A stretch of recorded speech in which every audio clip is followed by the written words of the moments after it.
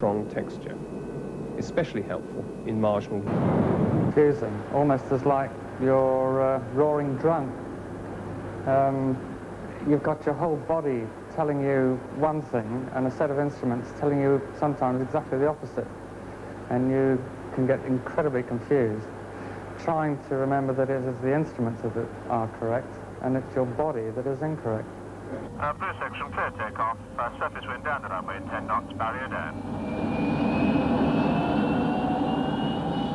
The RAF instructor was describing the sensations associated with disorientation in flight.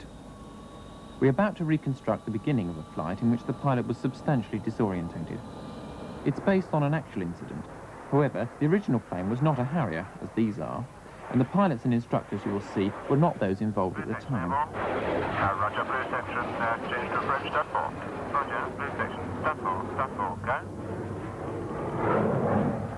Blue section. Shortly after takeoff, the plane started a long bank to the left while still climbing towards a low cloud Roger, base. blue section, you're cleared initially to flight level 50. As he neared the cloud, the pilot took off the bank and entered wings level. A moment later, he thought he heard air traffic control ask him for identification. Blue section, this is Valley approach. This puzzled him, but before he could query it, he heard another aircraft talking to air traffic control and then getting a response. This seemed to indicate there was possibly another aircraft in the same cloud. This was followed almost immediately by a warning light within the cockpit. The pilot looked down at the appropriate dial to find that his oxygen pressure had failed. On straightening up, he found his instruments indicating that he was well on the way to flying upside down, but the pilot felt sure he was flying straight and level. So, he was half assuming an instrument failure when the aircraft broke out of cloud and he found that he was indeed well over and descending rapidly. The pilot had been disorientated. This obviously could have been dangerous and indeed has been a factor in crashes. Incidents like this are of interest to scientists at the Institute of Aviation Medicine. A psychologist working there with responsibility for investigating this type of thing is Roger Green. Disorientation isn't a very common cause of accidents. It obviously occurs from time to time. But the problem with disorientation is that when it does occur, it's a very, very difficult thing to overcome. That occurred in our original incident. But because the pilot was initially banking and levelled up just before entering a cloud, he also experienced the milder version that pilots called the leans. The leans type of illusion could loosely be said to be analogous to the sensation which one gets when one's going round on a spin table, and after you've been on the spin table for a little while, it no longer feels as though you're turning. So that's a form of illusion and analogous to this one.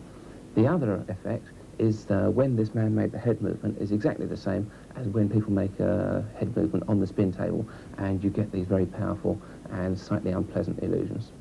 The sensory is the main thing. If you keep the instrument flying practice going week by week, month by month, you gain enough confidence in the whole machine to believe them, and you force yourself to believe them in any situation. The importance of having to rely on instruments means that not only is it practiced in the air, but also on the ground in a simulated version of the aircraft. Although externally it doesn't appear to bear much resemblance to the real thing, the part projecting forwards has inside it a realistic mock-up of a cockpit, complete with instruments and controls. When the pilot manipulates these controls, powerful hydraulic rams physically move the cockpit around in space. In the adjoining room is a control console. The operator can influence the behaviour of the aircraft and monitor the pilot's activities. The screen above him carries a television picture which comes from a small camera mounted on a gantry. The whole assembly can move over the surface of a massive three-dimensional model and is virtually flown by the pilot back in the cockpit.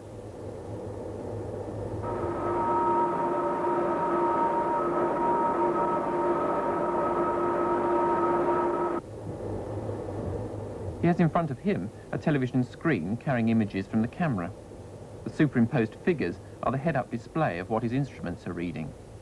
As he manipulates the controls, the view changes accordingly, and this, combined with the movements of the rams, will simulate for him something of the sensations of almost any manoeuvre, including a roll. The cockpit itself does not physically roll over, but the pilot feels that it has done. A simulator like the one for the Harrier is a very complicated device, and in many respects it gives the pilot a very realistic idea of what it's like to fly that aircraft. However, the force environment which is produced in the simulator can't be as realistic as the force environment that's produced in the aircraft. Some things are just impossible to simulate. For example, sustained G, sustained levels of acceleration, which can be produced in turns in the aircraft. There's no way of realistically producing this in a simulator. For instrument training, the pilot will have to rely solely on these instrument displays with no television picture to assist him. Inside the simulator now, we have a chap who is doing, or will shortly do it, a recovery from an unusual position on instruments. Although I have a picture out here, he does not have one inside. So his recovery is going to be entirely on instruments, and at the moment he's sitting in there with his eyes shut. And he'll keep them shut until I ask him to recover. 25, you have control, recover now. You'll see now he has an increasing height. His airspeed is very low. He's so far got the wings of the aircraft level, and he'll be allowing the nose to drop so that he can very shortly recover to a normal cruising flight and speed and indeed zero rate of descent appropriate to this altitude. He's coming back quite nicely, a gentle descent now, coming back towards the nose on the horizon position for straight and level flight with, as you can see, the wings already level. And we've got a speed of around 330 knots, which for flight level 190 is a fairly normal sort of cruising speed. Overall, considerable training is given in the use of instruments, and this helps pilots handle the effects of disorientation. The pilot involved in the incident we started with was certainly experienced in all this. Just why then did the incident actually happen? Let's go through it again slowly. The incident itself lasted for a very short space of time. In fact, it took less time than it's going to take to describe it. To compensate for this, therefore, we're going to occasionally freeze the picture. The pilot's sense of balance gradually became accustomed to the unusual force environment of a long bank. After the bank, the pilot entered cloud wings level.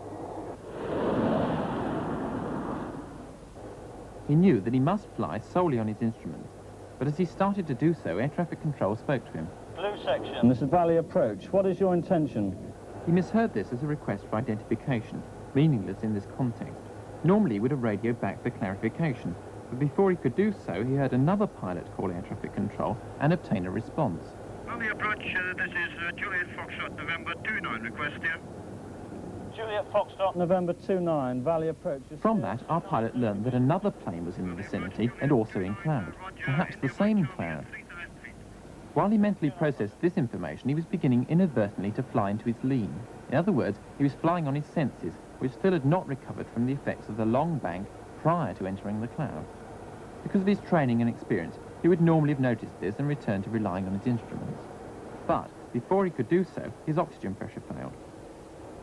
The red warning light drew his attention away, and he looked down. The pressure failure was not vital, but it gave him something extra to think about. On top of that, he got the powerful effects of disorientation associated with head movement in this peculiar force environment. It was in the midst of all this that he really noticed the instruments for the first time. Without realizing, he had flown into his lean and was well on the way to being upside down. But his senses still told him he was straight and level, and for once he was tempted to believe them. Only when he got the strong, overriding visual clues as he broke out of cloud did he realize he was wrong, and corrected immediately.